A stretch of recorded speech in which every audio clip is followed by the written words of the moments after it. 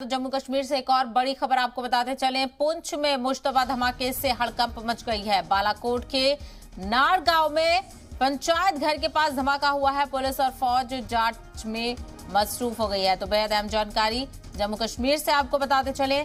जम्मू कश्मीर में अभी थोड़ी देर पहले ही ग्रेनेड हमला हुआ था और उसके बाद अब पुंछ में मुश्तबा धमाके से हड़कंप मच गई है। बालाकोट के नाड़ गांव में पंचायत घर के पास ये धमाका हुआ है।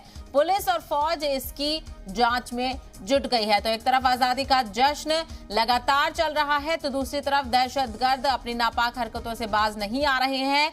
दहशतगर्दों ने अपनी नापाक हरकतों को जारी रखा और आप देख सकते हैं पुंछ में मुश्तबा धमाके से हड़कंप मच गई है। बालाकोट के नाड़ गांव में पंचायत घर के पास ये धमाका हुआ है।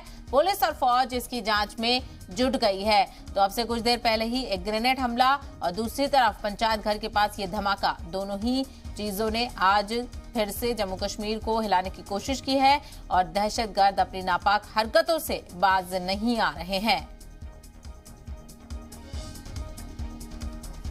तो बड़ी खबर आपको बताते चले जम्मू कश्मीर से।